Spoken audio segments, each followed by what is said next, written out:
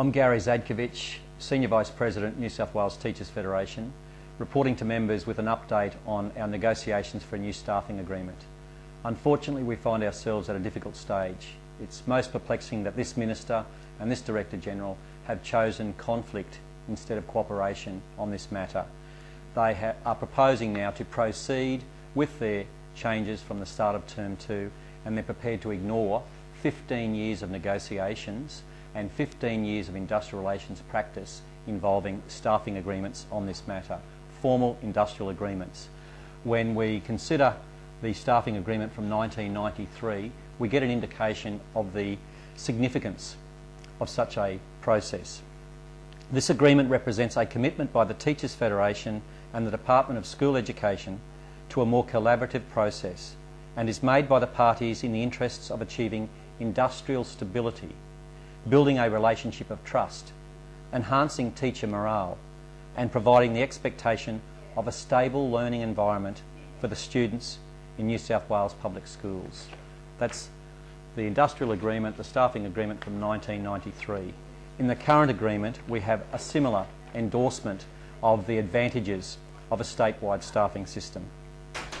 The importance of service transfers and recruitment of quality teachers in achieving an equitable distribution of teachers to ensure that students have the opportunity for quality education wherever they live is recognised. Sadly, this Minister and this Director General have chosen to cast aside that kind of industrial approach, cooperation, and they've chosen conflict. They will now be seeking to impose their changes to dismantle the statewide teacher transfer system, despite undertakings they gave on these matters during 2007.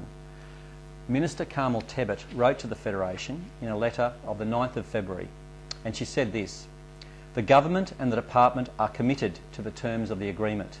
I also look forward to the Federation's continued support for the agreement." And then in September, Minister Della Bosca wrote this: "I would like to reassure you that the Government and the Department are committed to the terms of the current staffing agreement, which expires in April 2008. And as I assured the Union at the Council meeting, negotiations will be entered into in good faith." Well, unfortunately for New South Wales public schools, the Minister did not act in good faith. On the 4th of February, whilst Federation's negotiators were in Bridge Street at the negotiation table, this Director General and this Minister broke from negotiations and announced proposed changes through the media. That is not good faith negotiation. And indeed, coming off the back of a national Rights at Work campaign where teachers played a prominent role in a union-led, community-based campaign to protect employees' rights at work, the sense of betrayal on this matter is there for all to see. In response to the Minister's actions, the Federation ran advertisements in major newspapers across the state. When will this state government ever learn? And we said, broken election promises won't staff our schools. An effective and efficient statewide staffing system will. The Federation at every turn has sought to avoid industrial disputation. We worked with the presidents of the principal and parent groups to put together a plan that we believe would provide a positive way forward on this issue. We've proposed to the Minister and the Director General that there should be a 12-month extension of the current staffing agreement to facilitate the formation of working parties of principals, parents, teachers, together with the Department, to work on those policy areas to develop proposals that we believe would genuinely improve current staffing procedures for our schools. Unfortunately, the Director General and the Minister chose not to accept that plan for a peaceful, negotiated resolution of the current dispute we have before us.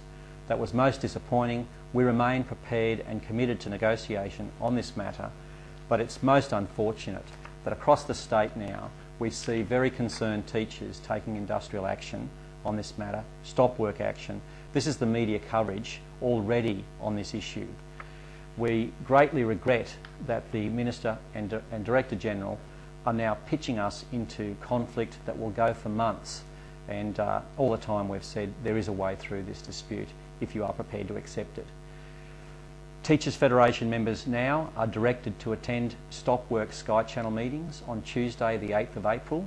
At those meetings, members will hear a full report on latest government policy developments and vote on future action on this matter. At this stage, it is envisaged that a recommendation will be put for a 24-hour statewide stoppage with further strikes.